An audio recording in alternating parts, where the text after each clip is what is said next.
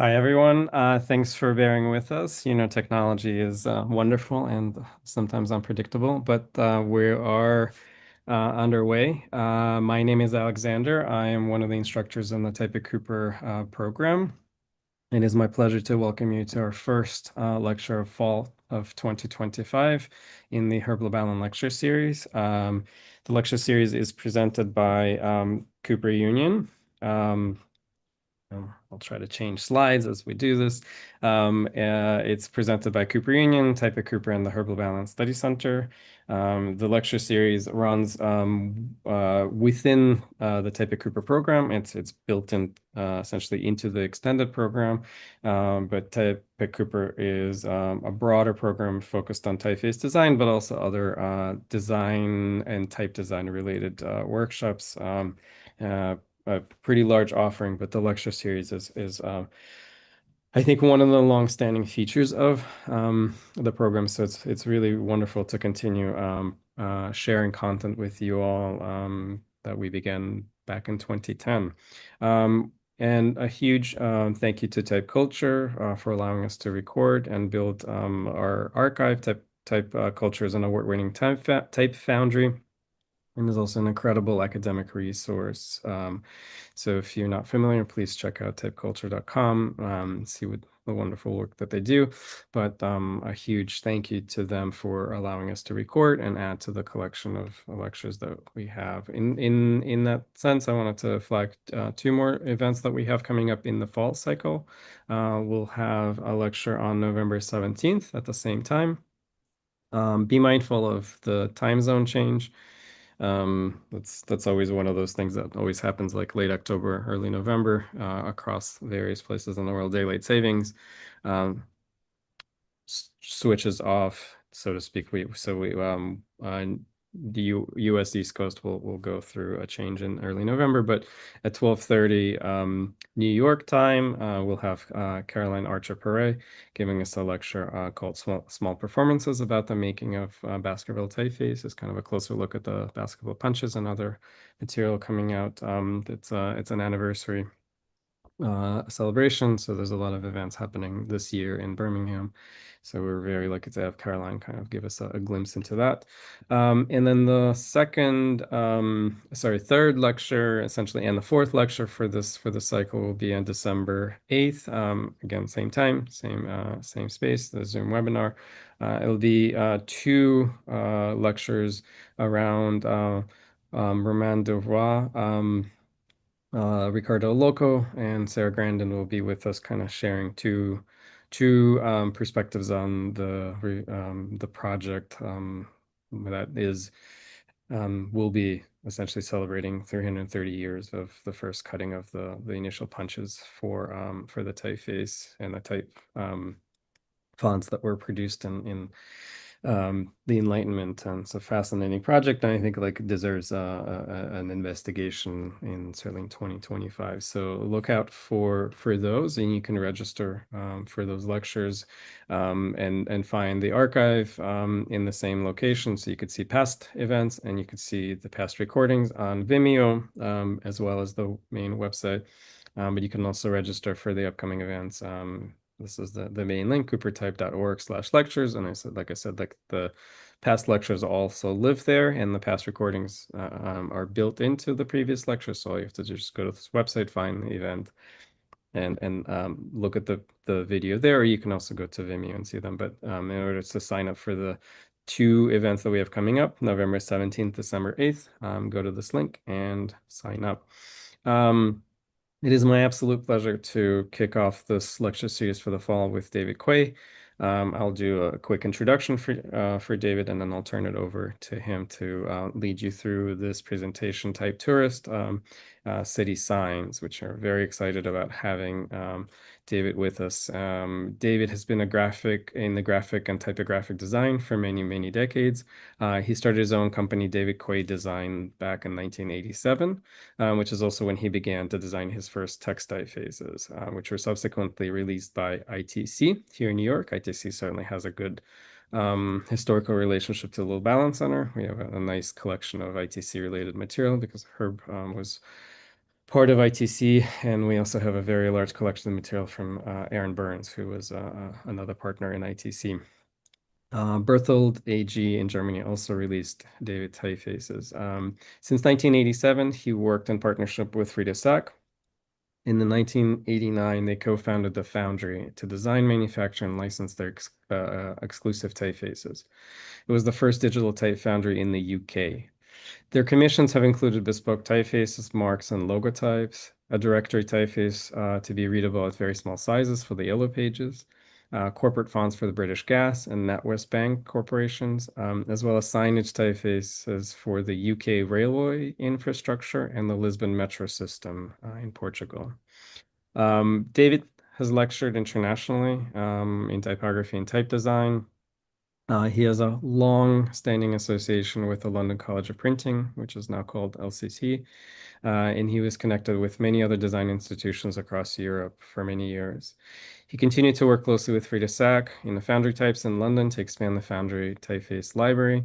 The Foundry's collaboration with Wim Krauwel on the Archetype Krauwel collection and Foundry Gridnik is something that you may be well familiar. We are certainly well familiar with the Gridnik type family because it is the key signage typeface for the building that I'm physically in, where the Lubalin Center is located. Abbott Miller, who's a partner at Pentagram and a Cooper Union graduate, selected Gridnik as the signage typeface for Cooper Union. When this building opened in 2009, it has a nice relationship to the lettering that's on the foundation building, 1859 building of Cooper Union. So the Gridnik kind of echoed well, and so I see Gridnik every day that I'm here in the office. So it's kind of a very nice connection to David and Freda's work and a digital revival for Gridnik through the Foundry. With that, it is my pleasure to turn it over to David, and David will take it away and walk you through. We can all be type tourists for the next few minutes, and then we will have a quick Q&A at the end. So if you have questions, send your questions using the Q&A button at the bottom of your Zoom window. So with that, I will turn the stage over to David. David, thank you so much for being with us today.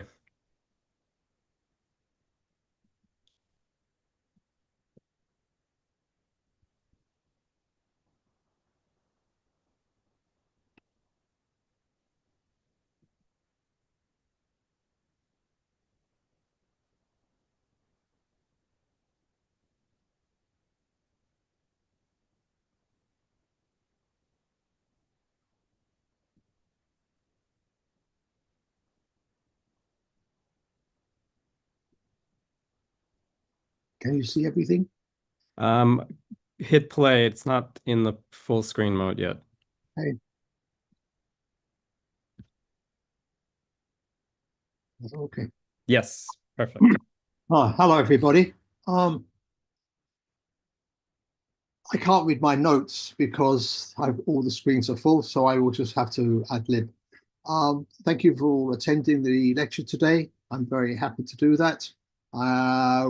We were a bit confused because we put the clocks forward or back last night, so things were a bit out of sync.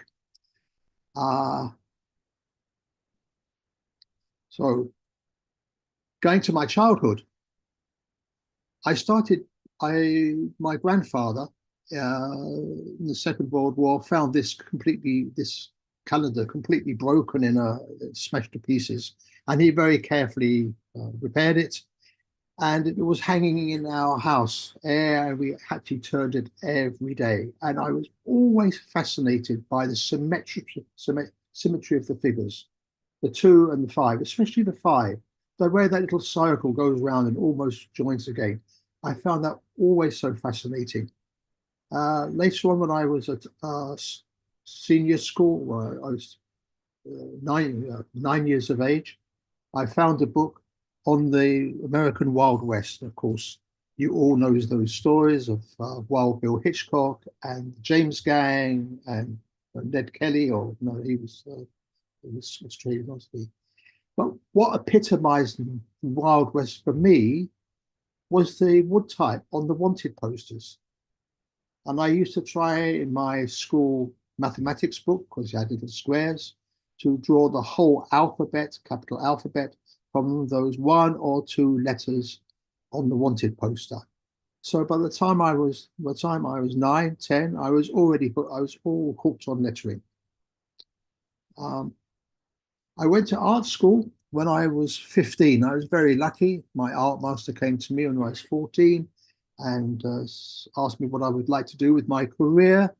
And I said I would like to be a commercial artist, which is what a graphic designer was called in those days.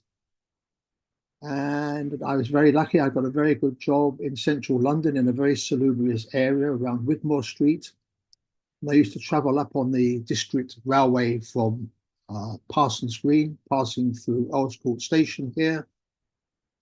Now this is in those days, in the beginning of the 1900s, there were 3 or 4 various companies running various lines, and they all had their own corporate identity and different systems. And in 1907, they were brought together. Oops, sorry.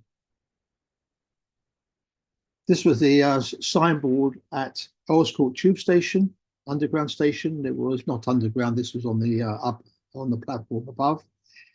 And I used to watch there for the train going to Parsons Green. The little arrow was obviously in my then was the man in a little box probably switched it by hand.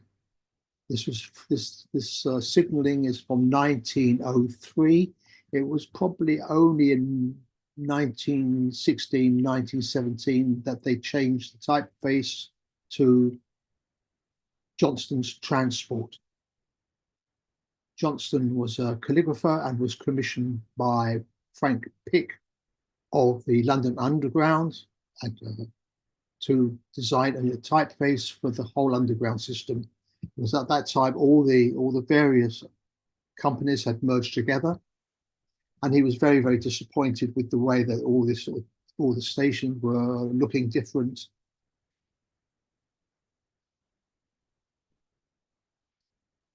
So this was the station in this was Covent Garden Station in 1907. The roundel was beginning to happen. The center section with the name was enamel plated and given out to various companies. And Frank Pick was very annoyed because every piece of lettering in that roundel looked different. So this is actually still one of the original stations. Most of it has been changed now, but there are 2 or 3 stations that, for historical reasons, still have this original roundel and the serif typeface in the tiling above. I did try to get a head-on shot of the whole thing, but if you step back too far, you get run over by an underground train. So this is from the side. So this is the roundel, the roundel designed by Edward Johnston, and the typeface too, with a little help from Eric Gill. Eric Gill was also helping Edward Johnston at the time. He got 50 guineas for his help. I don't know what Edward Johnston got, but in 1916, the typeface came out and it's been used ever since. It has been slightly modified, but the roundel here has remained the same, basically, ever since. I used to walk up to work. I always used to walk up Harley Street, and Harley Street was where all the very posh doctors had their clinics, did their surgery. If you were one of the members of Downton Abbey, you would go here to have your treatment. And if you were a young lady in a certain troublesome situation, there would be a Harley Street doctor that would take it away. Now, I love this lettering because I saw it every day, and it really does look Edwardian. It has this beautiful long R serif and a very wide A. It's not Art Nouveau. We never had Art Nouveau in our country. We called it arts and crafts or liberty style. It rather came out of the the arts and craft movement of started by William Morris and other people. In the lunch hour, we had proper lunches in those days, and we used to take a sandwich and go out and occasionally go to a restaurant. I used to walk around the area. I'd worked on a building site. That was hard work for a young boy of 15. With the money, I bought my first Pentax camera for £50. And I was really joyfully going around everywhere photographing lettering. J. Bolton and Company were electrical engineers, and they built their own house here in a sort of arts and craft style, Scottish arts and craft style. This mosaic lettering is extremely beautiful. It's not Art Nouveau, as I say, it's arts and craft style. As you see, the house was built in 1903.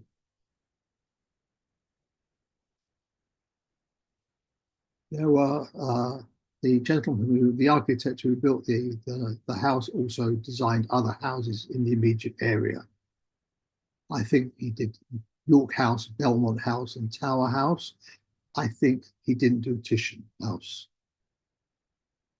So there was plenty of lovely treasures to photograph in and around that area.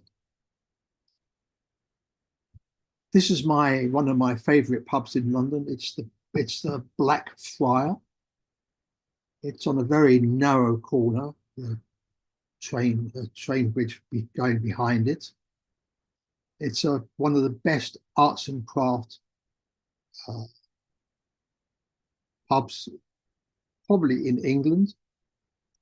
All the interior has been done by very famous sculptors and craftsmen. It's a listed building now, so you can't do anything with the interior. You can't touch a thing. And the building itself was at one point in the 1960s, was up for redevelopment. And they were going to pull it down. But Sir John Betjeman, our very famous English poet, took umbrage to that and formed a society for the protection of this building and managed to get it listed. So it is preserved today. It's got absolutely stunning lettering. And I somehow think that the person who did the other building previously also did the mosaic lettering here too. Has these wonderful brass plaques running along about shoulder height. Here we are.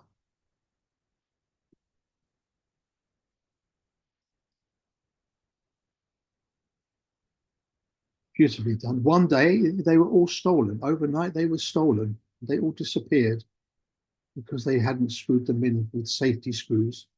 And then somebody at a car boot sale saw them and called the police, and now they're back with safety screws. This is another pub not far away in Farringdon, Fox and Anchor. Beautiful arts and craft lettering. All the tile work has been done by Royal Dalton of Lambeth.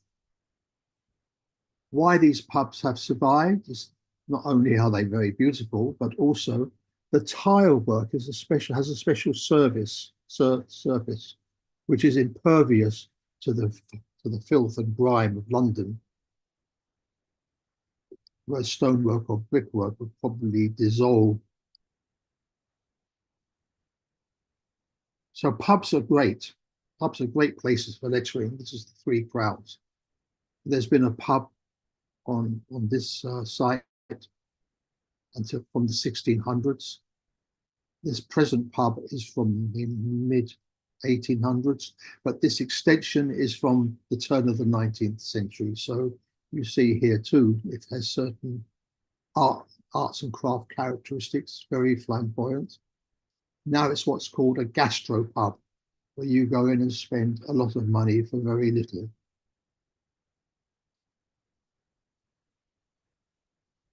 This is the Blind Beggar in Whitechapel, from 1894. It's a beautiful piece of lettering. I'm just a lettering freak. I'm sorry. I'm just, and I love those G's with their little arrows going up there. It's an infamous pub.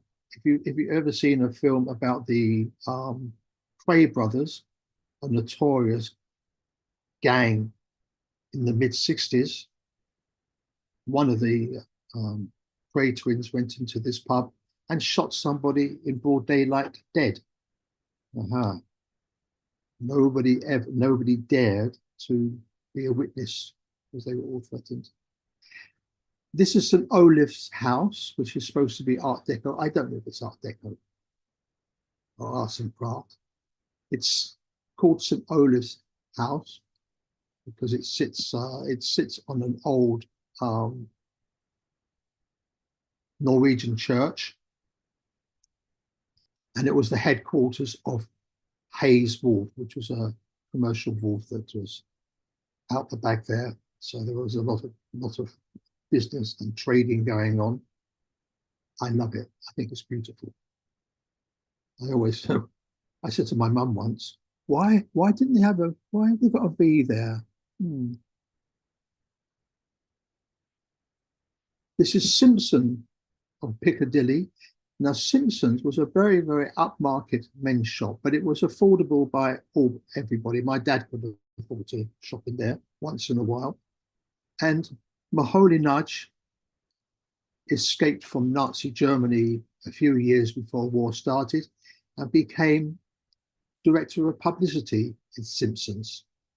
And he commissioned Ashley Haverden, a British modernist designer, to design the name of the company here. It's now a Waterstones bookshop, unfortunately, and how badly they put that word formally there. They should have aligned it with the back of the P. The two darker letters are rather dull, but they were normally highly polished every day because Simpsons of Piccadilly.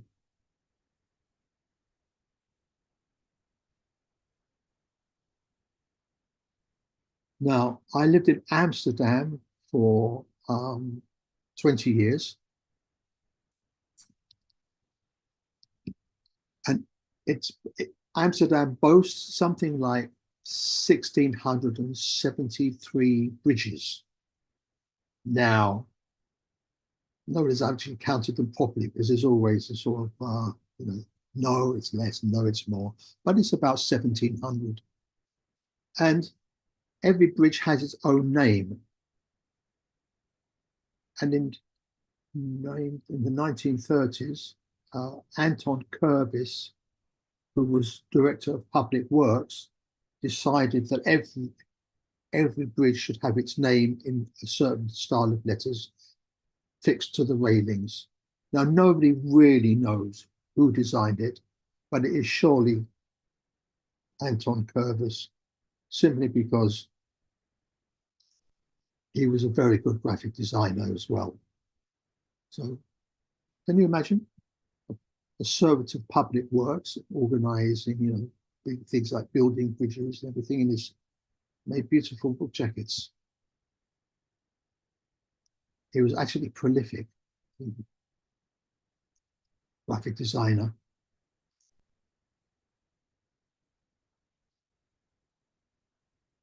Now we go to the Amsterdam School of Architecture.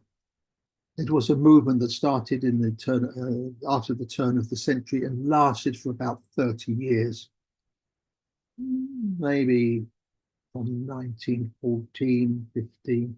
The thing was that the Dutch were neutral in the First World War, so they carried on building. This was started in about just about 1913 by a famous young architect. And in those days, architects, if you look at architects' drawings, you can see that they also do very nice lettering. So here is the lettering that goes on all the doors. Beautiful and very unusual. This little fat laughing 8 and that big lovely fat 2. The building's a listed monument. Amsterdam, Holland in that time wasn't communist, it was socialist, and they built a lot of this building, for instance, was built as workers' housing for a very good rent. This is the Dageraad. It's a housing complex on the south side of Amsterdam,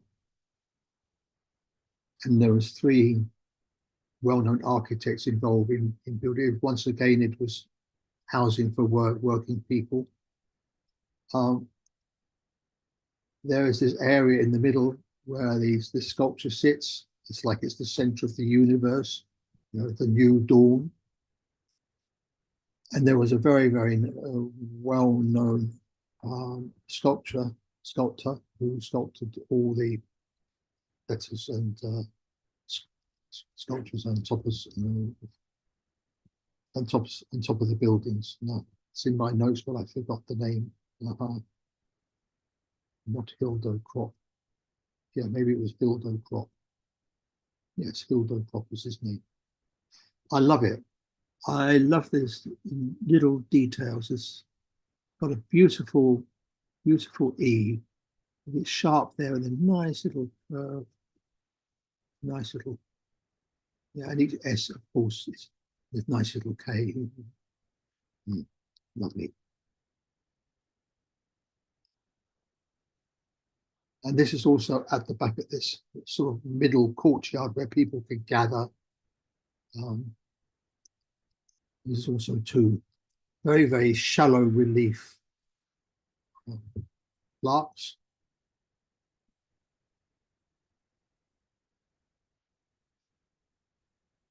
And that's it, head on. Extreme lettering and typical Amsterdam's school style. You have to have the right light to read it, really.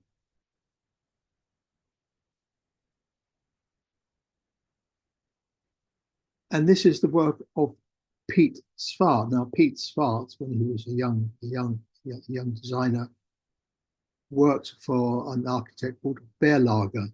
Berlage was a very famous architect who was influenced by Frank Lloyd Wright. And this plaque is in a church in Den Haag. That's why I say Amsterdam. It was probably made in Amsterdam, shipped to Den Haag.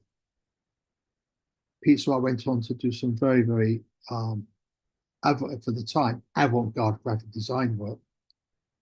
There's another one of his there now. Here we are.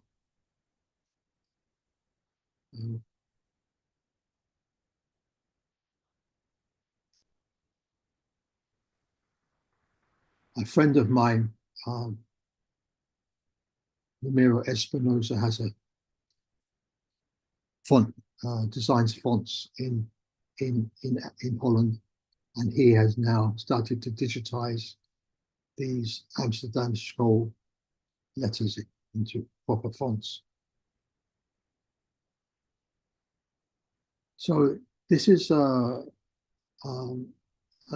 area a little bit on the edge of what was on the edge of Amsterdam, in what is called Watergrassmeer. Bettendorp. Beton is concrete, and at this particular period, they had run out of bricks.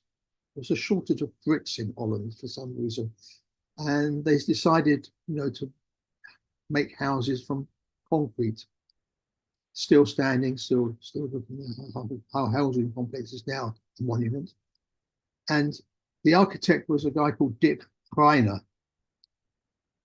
And Dick Reiner was also did the lettering, which I think is rather wonderful. Of course, I've stripped it into a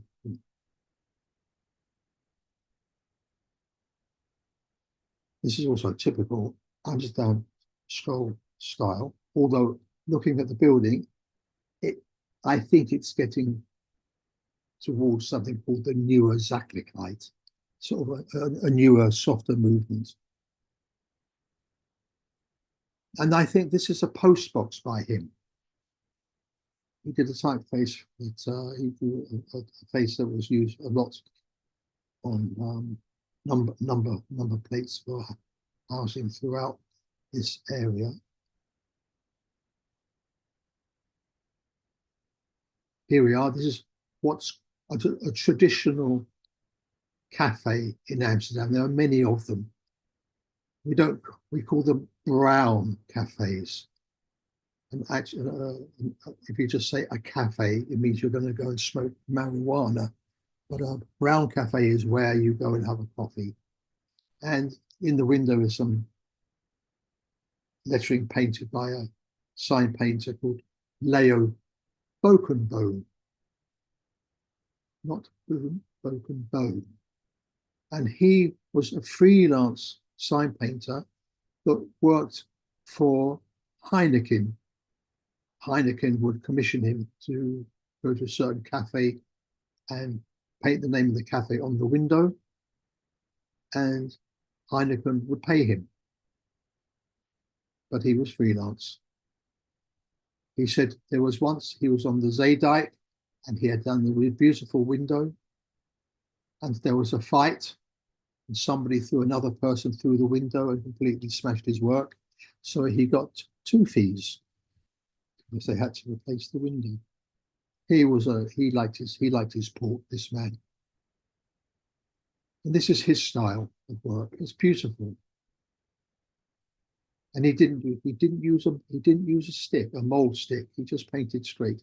One of the problems with Dutch sign writers is they paint on the outside of the glass. Slowly, although the window washer is generally quite careful, it slowly erodes away. But there are younger designers now in Amsterdam that can, I think, repair these windows. It's beautiful. Yeah. Then in the pipe, which is at the back of Amsterdam, behind the Vondel Park, there is an area that was built in the late 19th century for quite high housing, small apartments for working people. And on the ground floor, there was always a shops and cafes. Well, a friend of mine bought a restaurant and asked me if I would draw the name Het Zwarte Schaap, which is actually the black sheep, in the style of Leo Bokenbone. Well, I tried my best, but it's not my style. I think I did it. I'm pleased with what I did. Here it is on the window. It is actually a photocopy because I couldn't draw big enough, so it's a photocopy. And this is Jed Palmer. He was coincidentally at a conference of sign painters in Amsterdam, and he and a friend came because there's 2 windows, and he and a friend came and painted a window each. It's a 3-hour job. And he's a professional sign writer, so he modifies my letters slightly. Yeah, that's the final result. I think it's very handsome. And then my friend had to sell the restaurant, and now an estate, and then an estate agent, somebody who sells houses and lets apartments, a real estate or something, I think an American, took over the place and scraped my work off the window. I was ever so upset. So, Holland is basically 3 elements: water, a little bit of soil, and lots of sky. And I got hooked on boats. So I went up to a place called Veeringham, which is right at the top of Holland, on Fisherman's Day, Fishersdag. And, a lot of celebration goes on. The fishermen drink an awful lot of spirits, and I met a lot of fishermen. This is the boats, and I noticed this very, very unusual numerals. I thought these are unusual. I mean, how did they come about? And I walked along the harbour a bit further, and there were these original wooden fishing boats. Now, it's probably for fishing herring, and I actually found some more details at a museum in the Zuiderzee Museum, a bit further down in the middle of the peninsula of Holland. And I found out that there was a guy called Jacobus who did this lettering. And I thought maybe there's a typeface there, maybe, but there wasn't. There wasn't. So I wrote an article about it, which was published, but I left it at this point. I thought, okay. But I met some very nice fishermen. They wanted to take me out on the North Sea for 6 weeks in the middle of winter. I said, oh, no, thank you. But I did, stupidly enough, buy a tugboat, a slate boat in Dutch, a tugboat, so I could go around all the harbours of Holland looking for lettering. And what I like about lettering on boats is that it's not always professionally done. They have their own ideas about lettering. And also the equipment they use, the router, the cutter, can't get into the corners, things get rounded off, it gets overpainted. These are proud people, they're proud boat people.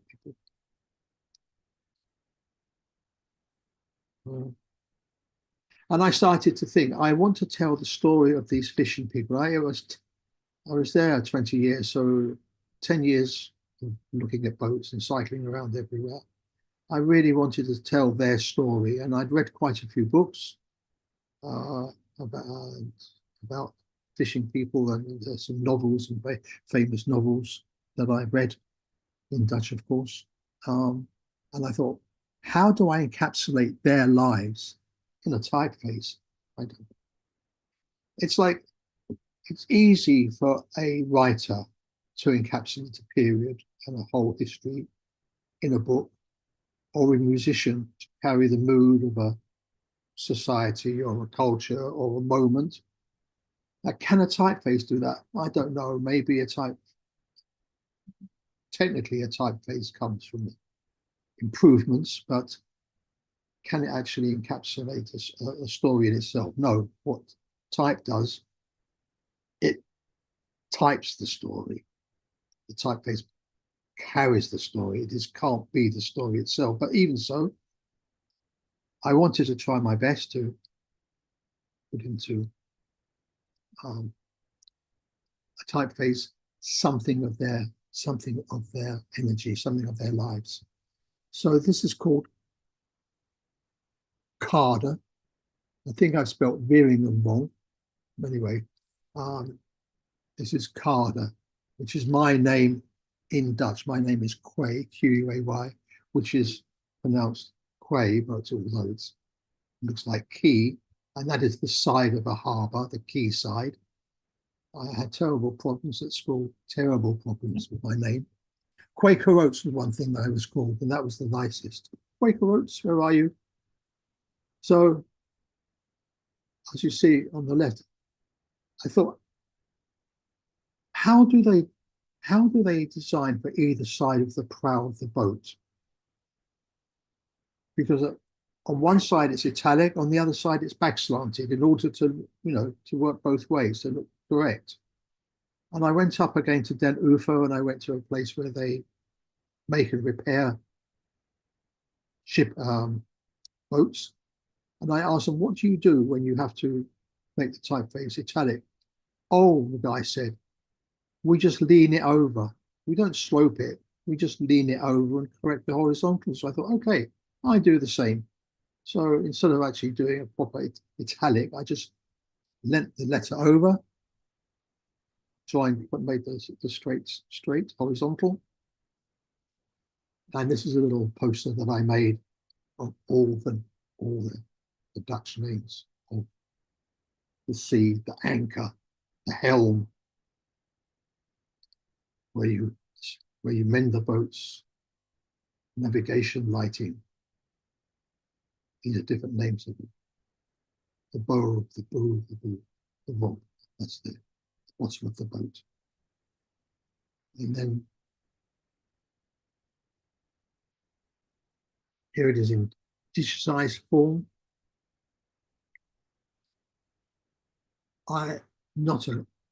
This was in, I think, not Bliss. Goes back to FontLab. I think this is in FontLab, which I found quite easy to use. I never find the computer does the curve that I exactly want. There's something lacking in the tension of a computer curve. And you always have to have moving it to 1/1000th of a point, and I want 1/100000th of a point. And I want my wrist and my elbow in there somewhere. Excuse me, I'll take a sip of water. Anyway, this is sold by Ramiro Espinosa of Retype, and it's been reasonably successful. I think it's with Adobe now. Quite quickly, it got some nice book jacket signer to use it.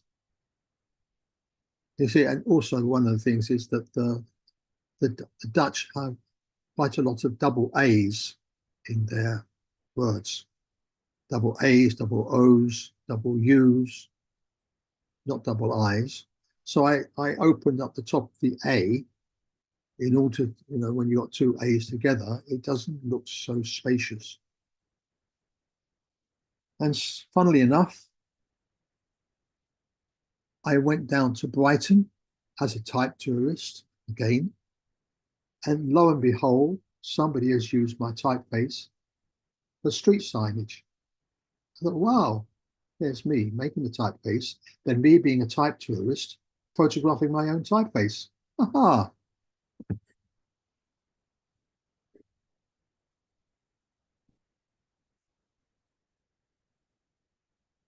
I taught in Barcelona for 2 months at the end of every year for 4 or 5 years. So I got to love Barcelona, although it's very crowded now. But the El Raval, which is the old Arabic quarter, it's full of beautiful shops like this. Now, Bon Success is a shop selling hosiery. This lettering is not done by somebody trained in graphic design. A poor abstract painter walked in one day needing some money for some food, and he said, "I'll paint you a nice sign." He was known as Mr. Moscow, which means the fly. Nobody really knows who he was. He sort of disappeared, and this sign has been slowly getting tourist stickers on it. But I love it. I love the colour of the stockings that go with the lettering. It's very flamboyant, very un-Swiss Helvetica.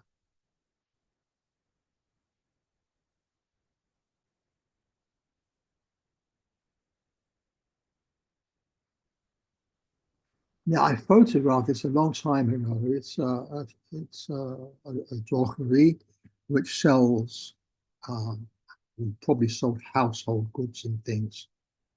But it's now an artist material shop, very nice artist material shop, selling lots of lovely coloured pencils. And this is on the corner. It's a monument, but people have been putting stickers all over it, so I don't know what the condition of it is now. But this is still in El Raval nearby. And this is my favorite shop. I love it. It's full of type. It's amazing. And it was a draper's. It sold material. And slowly, you know, they got poorer and poorer because people don't actually make clothes anymore. They go to Primark instead. So El Indio came empty. And I think now it's probably in quite a ruinous condition. I know people have stolen bits and pieces. I know that corner piece with the name of the street and 24 has disappeared.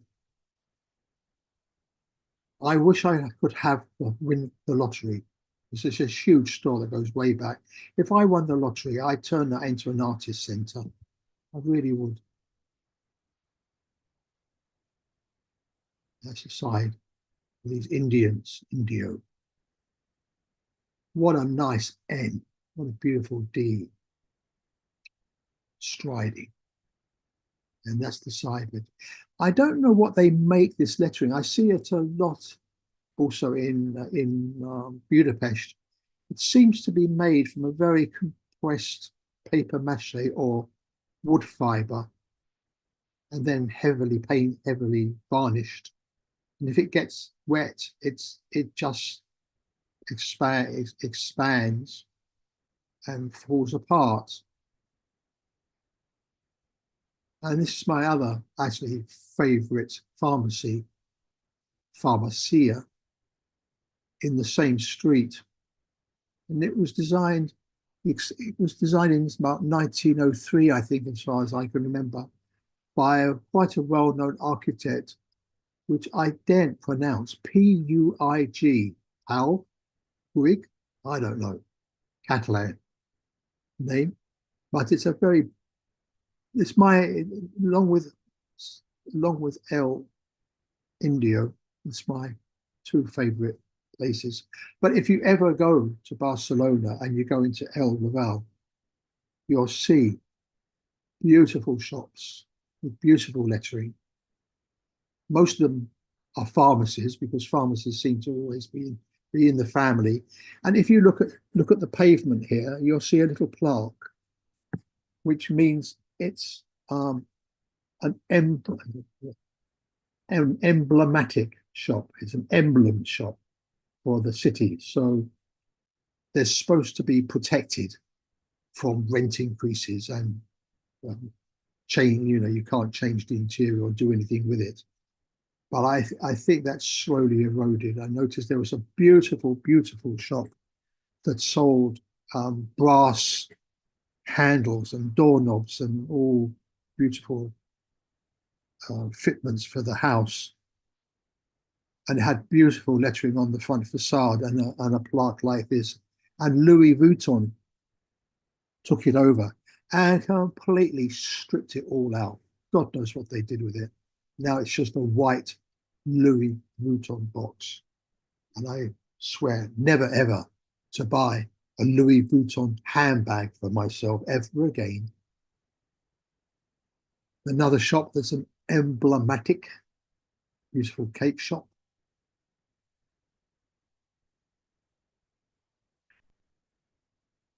I think lettering and architecture are two things together. They're connected. You know, if you look at the shop, you see this beautiful sign. Architects obviously often design the lettering as well. This is in Le Ramblas itself, the main drag that goes from Plata to Catalonia to the sea. And this has turned itself from being a very, very nice Viennese coffee and cake to a fast food hamburger takeaway. There. I've only ever eaten 2 McDonald's in my own life. It's beautiful. This is just a little bit outside the centre. This was a shop that's sold lighting and electrical equipment, all that. And it's now a private residence, but the person has actually kept it immaculate. Now, I only ever had one childhood hero in my whole life, and that was Isambard Kingdom Brunel, the most famous of the Victorian architects that built a lot of the railways in England. He was a fantastic architect. He died very young from overwork, but he was amazing. And his name is this. So I thought, how do I give him some kind of acknowledgement? I decided I would make a nice typeface for him, although he's dead now. Oh, no. So I didn't want to go through the usual channels of looking at lots and lots of old type books and type references. I thought I would take photographs, and I'm always taking photographs anyway, take photographs of old lettering. This sign, Warwick Gardens, is still on the wall, and it goes back to 1860, 1870. The house behind is Victorian, and this sign is still there. It's a lovely G. I love this G. This is in Worthing, East Sussex in England. I'm getting the train back. This was in the waiting room. This is the original waiting room sign. I thought, oh, look at that R. That's quite vicious, that R. That G, lovely. Those two O's like eyes. And this is from about 1850, 1860, Blackfriars Station. Oh, and it opened for only 5 years because a bigger station got built near Waterloo, so it got closed, but the lettering is still there. I take a lot of influence from that. I love that I see.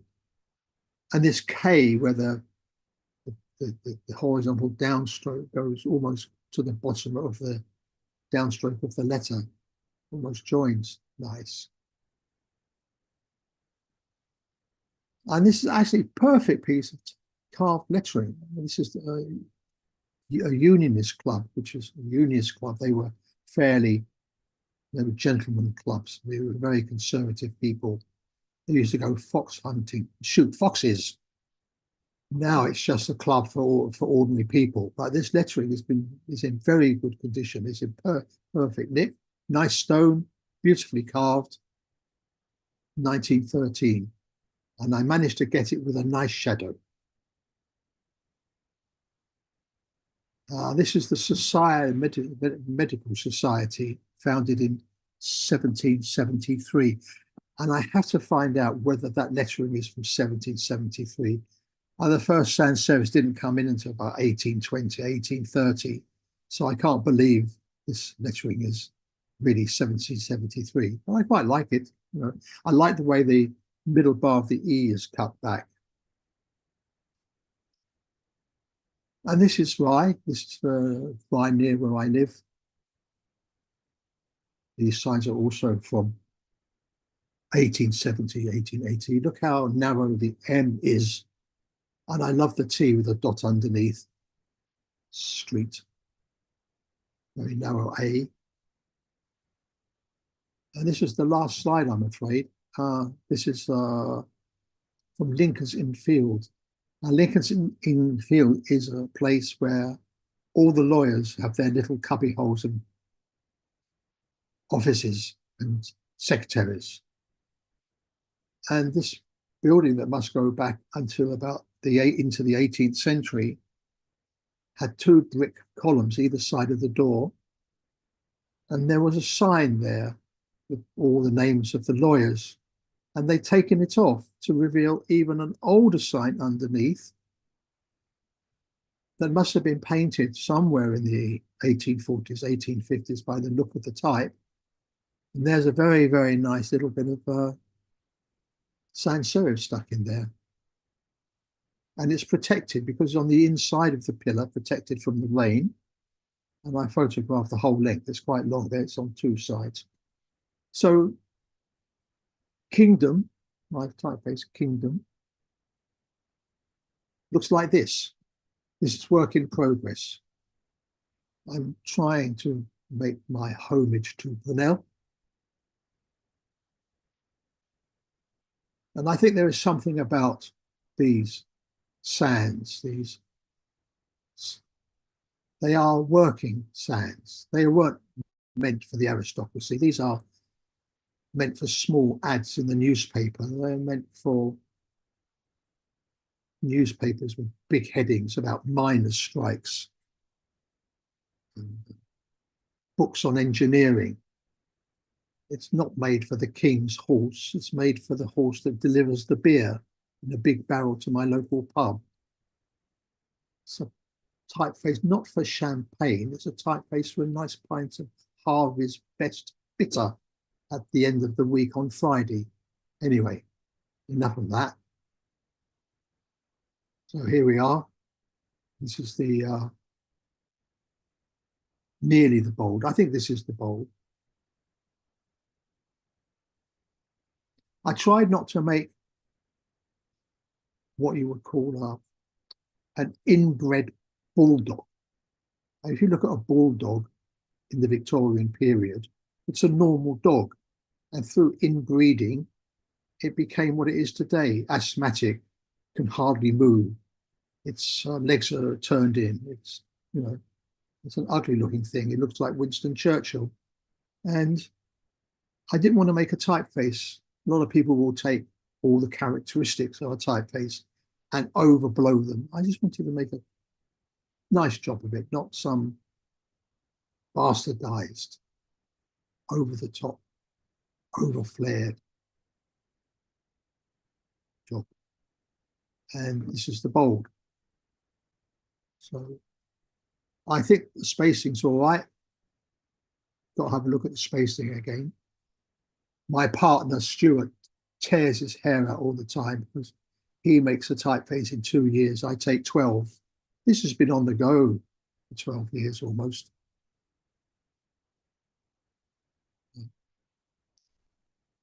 And that's it, folks. Thank you very much for joining. So if you want to see a tribe font of Foundry Kingdom, there's the web address. And Carder, and a lot of the fonts that you've seen in here, these very Amsterdam style fonts, are being made by especially the bridge, actually, the bridge typeface that Curvis did. Ramiro has made it as a digital font. So, yeah. I can't see anybody out there. I hope you have some questions. Thank you. End of show. Thank you so much, David. I just closed your screen share. If you wanted to hit escape from Yeah, escape. that way you should be able to see us, hopefully. Or if you go back to the browser, you should be able to see us. Thank you. Thank you so much for this amazing That was tour. off the cuff, actually. That was off the cuff without notes. I know, I know. It's incredibly impressive. I very appreciated. Was I loud enough? Yes, yes. I think that was perfect. Really cool. There's a few. I've got to wipe the screen now. Let me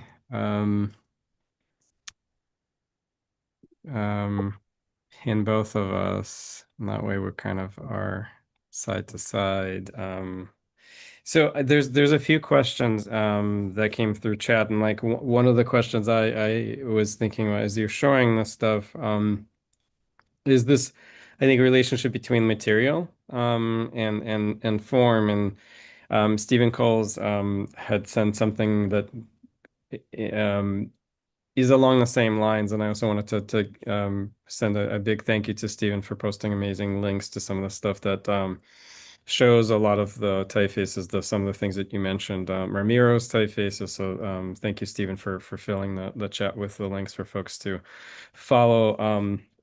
this work. But Stephen mentioned something in terms of the materiality and how difficult it is to get the curve that you want with the digital tools. And so Stephen was asking if you still you work with analog tools when you're designing new fonts, if how much of the analog process is still part of your. I I have no problem drawing anything.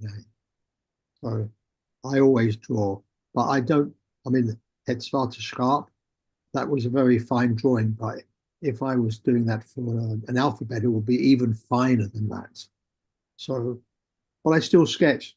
I'm still sketching away. I mean, I don't just jump to the computer. Here we are. Yeah. Just fiddling around, Right. and I will make a better sketch of that. Maybe then Ramiro will go, "Oh yeah, yeah, we'll release that." Hmm. Hmm. I guess like the thing I also was thinking about it just in terms of the how much the tool imparts the aesthetic. Certainly like the digital tools impart a certain aesthetic, but a lot of the stuff that you're showing, they're very physical. They're often quite dimensional. And working in those materials kind of creates limitations and opportunities and things, ideas kind of come sometimes through just the dealing with the material. I wondered if you could like, I don't know if Yeah, that's the sometimes. question, but Yeah, sometimes. Yes, sometimes. But I always there is something there's something hard about digital. I mean, if you if you if you print with metal or you print with wood on paper, however careful you print and try to get a perfect impression, there's always a very slight blurred edge between the paper and the and the and the type. It's a very subtle softening, of course, because the paper has fiber, the ink also, sinks in a little bit. However well you print, however carefully you print, unless you're probably printing on some very, very hard chalk surface paper. And I always find that's missing with digital. It's always slightly harder. There's not a softness there. Mhm.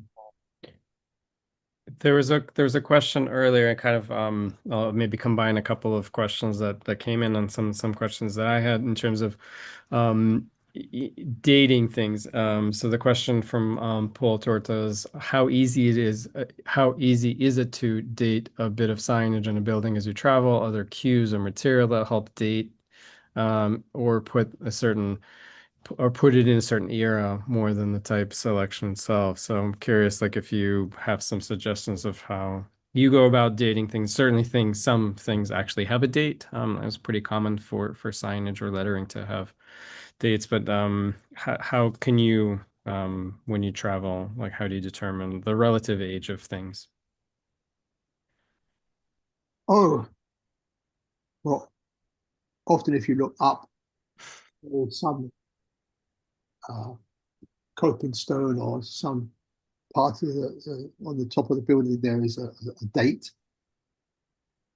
Often an architect has inscribed his name somewhere, and that puts a date as well. Um, and if you know the name of the building, and you can find out, sorry, the age of the building, which is quite easy, then you know the age of the type. Yeah. I mean, I'm always sort of looking up information. That's the thing. I can't resist. I have to find out more about it. Mm-hmm. Yeah, and Inquisitive. certainly kind of Yeah, stylistic traits.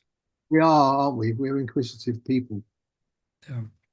The other thing I was kind of thinking in the same vein in terms of the people who made these signs, I think in some cases, especially like some of the things you were showing in Amsterdam, like they're well-known, established sign painters who are known in the community kind of and have that, but oftentimes the names are missing. Do you find it to me seems like sometimes like enamel signs would often have a space for essentially kind of a calling card. If you like the sign, it's not exactly what it says, but some kind of attribution to the maker of the sign? Like, how often do you find some evidence of the person who made it, at least the shop, perhaps? Yeah, I mean, sometimes the name, I mean, there's a lot of the signs in Barcelona have a little name, and if you can manage to sort of get the dirt off and get high enough, you can find the sign company. But often they've disappeared. Mhm. There was a question that Stephen also mentioned, and I kind of wanted to ask you the same, a very similar thing. Stephen's question was, I was struck by how many older building signs in London ended in period. Do you know the origin of the reason or reason for that tradition? I've seen it some early newspaper nameplates as well. New York Times used to have a period, but can you speak to that convention of adding a period to some buildings? Yeah, I think you can. Yeah. What did you think? What can you speak to, like where that's is that just a grammar convention? I'm not sure. Mm-hmm. Because I see it in New York too, which I think oftentimes would follow kind of the British London tradition. Yeah, there certainly are traditions in London, um, yeah, especially in the Victorian period. Mm-hmm. Yeah, I don't Um, think so much now. mm-hmm. There was I'm trying to skim through um Peter Tannen asked the question. I understand your comment that when signs are painted on the outside of windows, they have a tendency to wear off because obviously they're exposed to the elements much more. However, isn't it difficult to paint them on the inside since everything is backwards? I think most English sign writers paint backwards. Hmm. Can you Yeah, talk about like what's the technical don't know. trick? No, I don't think there's any technical trick. You just it's like if you're left. I think probably they're all left-handed. But is there a way, what's in you showing an example of your work kind of blown up through photocopy, there's some amount of sign writing that happens kind of freehand, but is there any kind of process of transferring, at least kind of as a outline or kind of moving a drawing to a surface so you have a guide? Yeah, I mean when I I mean when I was doing a lot of copper plate script with a repeater graph and a on line board, I would take the final tracing and very faintly put red chalk on the back and then go over it with a sharp pencil and press that onto the board underneath. I think it's like the Renaissance painters used to prick the drawings, didn't it? That became known as a cartoon. They pricked the drawing. Hmm. Yeah. Essentially, kind of like a carbon paper, Ah, kind of an analog version of a carbon paper transfer.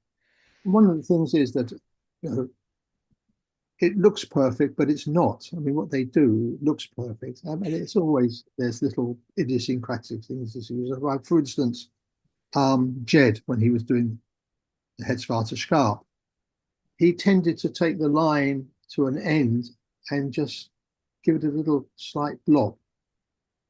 Whereas the other guy, who was from Norwegian, was a good painter, but not a professional, and he would do a much lighter touch. And Jed knew that that wouldn't work from a distance. You have to have a thickness of line for people to be able to read it and to build up that line so that it wouldn't wear away and make that little flick at the end just to give it that final stop. So every sign writer has their own idiosyncrasies. Uh, that's why it's so interesting. That's why it's so good, isn't it? Because everything turns out a little bit different. Not one thing is the same. And that's what makes things beautiful. It's not so perfect. I 100% agree. With the human hand always, and the human idiosyncrasies add Yeah, something like you give two people the same task, it's not going to be completed in the same way. So there's I always remember the two writers. I remember two writers sitting talking about a piece of text. No, no, I wouldn't put the comma there. No, I would put it there.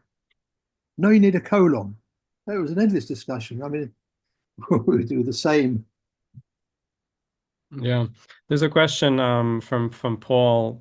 Another question Paul sent in. Are there type tours, books, resources you've collected, and references that kind of contextually some of the stuff? And the two names that come to my mind, Nicolette Gray has several books about signage and lettering in sort of in architectural space, and the wonderful books that Alan Bartram would Oh, very compile. good. Yes, I've got those. Yeah.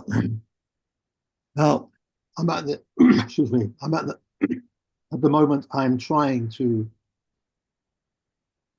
every good slide. I mean, I never set out to really be a sort of professional photographer or anything like that. So some of the old slides, some of the old photographs that I've taken are probably a little bit dodgy, but I try to make a better job of it now.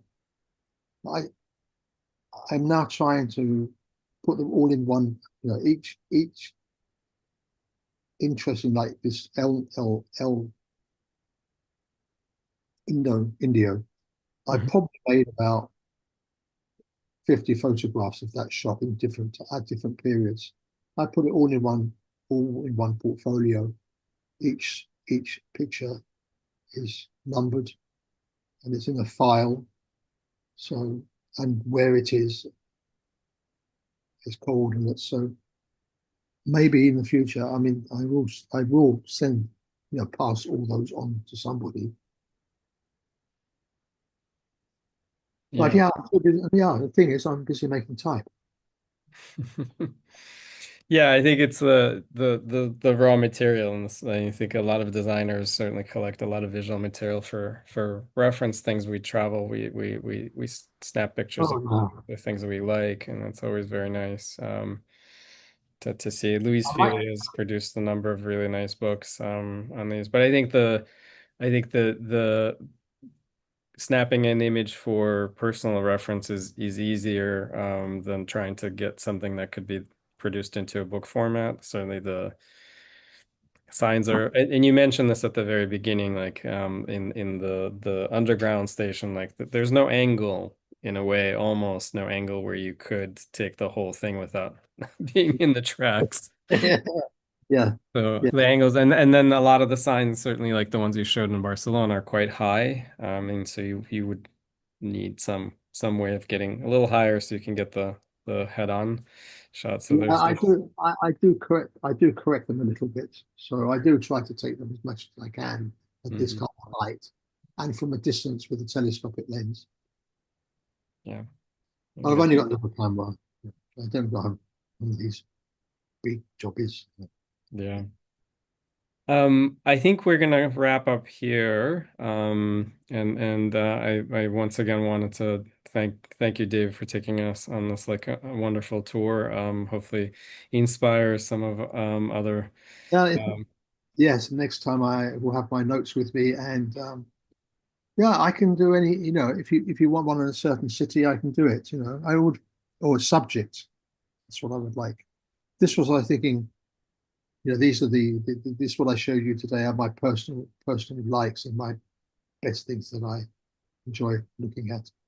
and it's a fantastic to see that. It's also like very much like shows your taste and your interest in these things and certainly the insight as I'm very much looking forward to see the next typefaces published. So I'm looking forward to Kingdom It's coming hard out. and hard making a living, I tell you, with type now.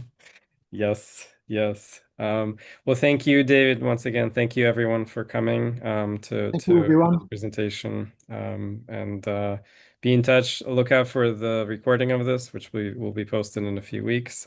David, once again, thank you so much for sharing your wonderful collection of material and your insight into these things with our attendees here. Okay. Thank you very much. Thanks. Goodbye, everybody. Have a great night, everyone. Bye. We'll see you all soon. Thank you again, David.